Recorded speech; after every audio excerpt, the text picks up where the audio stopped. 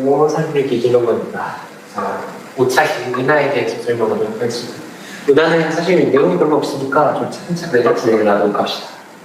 무엇을 배우냐? 우리 은하의 구조를 먼저 배우고 그 다음에 은하의 전체 구조, 마지막으로 열도은하하고 은하의 분류를 배우도록 합시다. 첫 번째로 우리 은하의 구조를 배우도록 합시다. 앞서 모든 과정을 통해서 개별 함성의 일생과 종류를 배웠습니다. 자, 그러면 이 함성들의 분포가 어떻게 되어 있을까 굉장히 궁금하지 않습니까? 아직까지는 전체 대부분은 우리 은하 속에 속해 있습니다. 우리 은하에 속해 있는 전체의 종류와 구조를 알아보도록 하겠습니다. 물론 지금까지 함성을 본다는 함성의 은하에 속해 있는 그거 외에 찾아봅시다. 첫 번째로 성단이 있겠습니다. 이 함성이 막 모여 있으면 어떻게 보일까요? 함성이 중력적으로 얽혀서 모여 있는 거죠. 그러니까 같은 시선방향이 있다고 다 성단이 아니고 중력적으로 얽혀 있어서 실제로 열발이하게 있는 애들 성단이 있고, 성단은 두 가지 종류가 있습니다. 부장성단과 상성단이 있고, 아래가 상성단이고 위가 부장성단입니다. 아래 같은 경우에는 굉장히 별이 상계해서 위는 별도 되게 일치까지 있죠. 위에 같은 경우에는 별들이 일치까지 있다는 건 무슨 소리냐? 중력적으로 되게 오랫동안 얽혀 있었다는 소리예요. 중력적으로 오랫동안 얽혀있기 때문에 충분히 가까워질 수 있었다는 소리입니다. 그렇기 때문에 밀집되고 돌연이고 늙은별이 많고 노란색 계열의 별이 많습니다. 아래는 그걸 반대로 그 애들이 아직까지는 나이들이 충분히 먹지 못한 상태이기 때문에 퍼져 있고 어린 별이 많고 푸른색 계열. 위는 오메가 센터이고 아래는 M45 플레이아스입니다. 한성이 되지 않은 가스, 티끌들이 모였으면 이제 어떻게 볼까요? 한성이 일정한 범위의 높은 밀도로 가스와 티끌들이 모여있는 것을 성운이라고. 성운은 스스로 복사를 하지 않습니다. 온도가 굉장히 낮기 때문에. 온도가 높았으면 애초에 다 퍼져버렸거나 이미 별을 만들고 있는 상태죠. 그렇기 때문에 성운의 외부의 광원에서 성운으로 빛이 쐬어지는 거고, 그 쐬어지는 빛이 성운에 의해서 흡수, 분출, 산란되는 일이 일어납니다. 종류는 저희가 배우는 건 크게 세 가지고요. 첫 번째로 발광성운, 반사성운, 암성운이 있습니다. 반사성운은 매우 주변에 별이 존재하게 되고 별의 수소가 이온화, 탈이온화 할 수 있는 상태입니다. 별의 에너지에 의해서 수소가 이온화가 되고 이온화된 수소가 다시 붙으면서 탈이온화가 되면서 불빛을 방출을 하기 때문에 이런 치분들을 발광성운이라고 합니다. 반사성운은 주변에 별이 있을 필요는 없고요. 별빛이 오다가 그 티끌들에 의해서 산란이 되어가지고 푸른 빛을 방출하게 됩니다. 산란 같은 경우에는 얼마나 많이 꺾이느냐는 티끌의 크기에 상관이 있는데, 티끌의 크기가 굉장히 작은 경우에는 짧게 각도가 꺾이기 때문에 푸른 빛을 방출하게 됩니다. 암성운 같은 경우는 뒤쪽에 있는 별빛을 흡수 분출시켜 소광시키죠. 그렇기 때문에 주변보다 어둡게 보이게 되고 암흑성운이라고 부릅니다. 하나하나 사진을 보도록 하겠습니다. 발광성운은 주변에 별이 존재해가지고요. 별의 수가 이온화하면서 주변의 빛을 분출하고 있습니다. 이 친구는 오리온대성운 M42이고요. M42는 대표적인 발광성운입니다. 반사성운은 푸른 빛을 방출하고 있습니다. 이 친구는 뭐냐면은 마녀어리성운인데 푸른 빛을 방출을 하죠.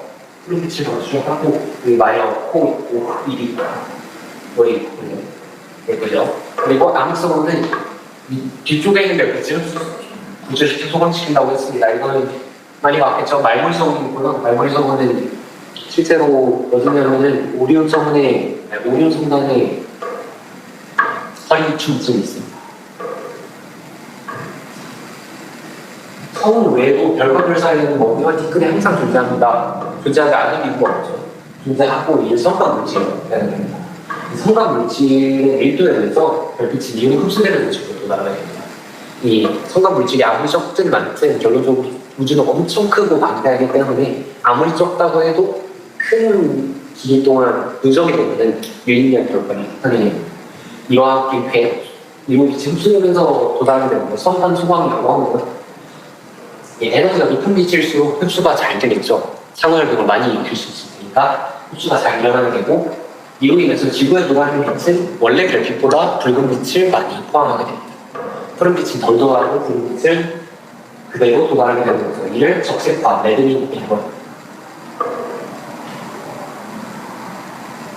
성광물질의 부분은 우리가 어떻게 알아낼 수 있을까요? 성광물질은 빛도 안 내고, 그렇다고 해서 밀도를 구하기도 너무 어렵잖아요. 그래서 사용 방법이 21cm 소수선입니다. 21cm 소수선은 중성수소의 초미세천이에서 발생하는데요.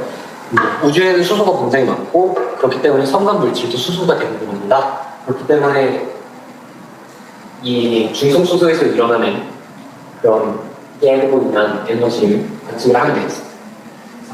중성수소는 전자 한계와 양성자 한계로 구조가 생겼는데, 이 전자 한계와 양성자는 각각 고유의 스핀을 가지고 있습니다. 스핀이 뭐냐면은 고유량이고요.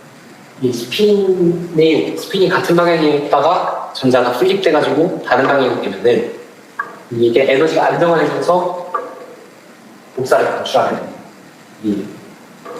이때 굉장히 에너지가 조금 낮아지는 것 때문에 21cm라는 굉장히 긴 타장의 소수선이 방출이 되고요. 이 소수선이 방출이 되면서 여기에 도달하게 됩니다. 이는 중성수소에서 굉장히 작은 빈도로 일어나긴 합니다. 작은 빈도로 일어나지만 낮은 온도에서 잘 일어나고 수소가 매우 많기 때문에 충분히 관측 가능하고, 이를 통해서 시선 방향 수소의 밀도를 관측할 수 있습니다.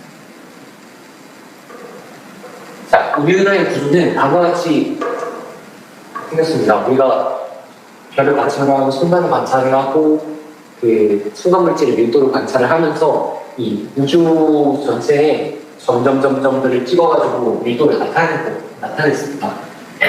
이와 이렇게 그리면은 3점도가 되겠죠.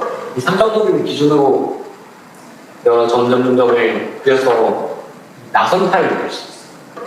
이 나선팔 여러 개와 중심을 막대가 놓인 모양으로 추측이 됩니다. 우리는 우리가 직접 볼 수 없잖아요. 너무 멀리까지 가야 되니까. 그렇기 때문에 이렇게 추측을 하게 되고요.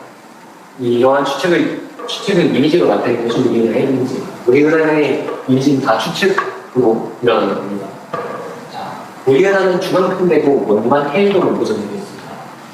중앙팽대고는 말 그대로 중앙팽대고, 원반 말 그대로 원반이고, 해일동은 이 원반 중앙팽대고 이외에 널찍한 공간을 의미합니다. 은하철 방면 같은 경우에는 원반이 존재하잖아요. 원반이 존재하면은 이 성한 물질의 밀도가 별의 생성 빈도가 높기 때문에 성우가 상승하는 구성 공간을 모은다. 은하면이 존재합니다. 그렇죠? 은하수는 우리가 은하수도 앞에 맨 처음에 은하수 그림을 보여줬잖아요. 은하수는 태양 기준으로 바라본 은하면입니다. 그렇기 때문에 은하수는 사용시킨 모습이다라고 생각을 하십니다. 면철대 이렇게 은하수가 보이고 기본철대는 이렇게 은하수가 보이게 됩니다. 태양은 중앙팽대고에 존재하지 않고요. 8km 정도로 떨어져서 공전을 하고 있습니다. 우리 은하는 돌고 있습니다. 안 돌고 있는 게 좀 이상하죠. 각자 운동 속도가 있을 테니까. 우리 은하의 천체는 은하 중심의 중력에 의해서 구성되어 있고요. 그래서 고유의 공전 속도로 은하를 공전합니다. 우리는 앞서 천체의 속도를 측정하는 걸 배웠잖아요. 그래서 은하의 천체 속도를 측정한다면은 이 은하 내에 있는 각 위치에 따른 공전 속도를 알 수 있을 것입니다. 지금은 측정하는 거를 하지는 않았고요. 네, 예측하는 거 얘기하도 그렇습니다. 은하의 질량이 중심을 모른다 가정했을 때 회전을 하는 것을 케플러 회전이라고 합니다. 케플러 회전은 거리가 없어서 공전 속도가 느려지겠죠. 왜냐하면 중력이 약해지니까. 따라서 우리 은하의 중앙팽대고의 질량이 모였다고 하더라도 우리 은하는 중앙팽대고가 굉장히 잘 발달했기 때문에 질량이 모였다고 하면 가정에서 큰 문제가 없고, 그래서 우리은하의 동전 속도 부분은 케플러 회전을 빠른 것이라고 추측할 수 있습니다. 자, 이제 이걸 한번 계산을 해볼까요? 이제 90력씩 누군가요? R분의 V지고 M만 V지고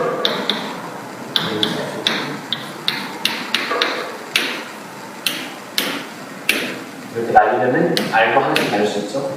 그러면 V가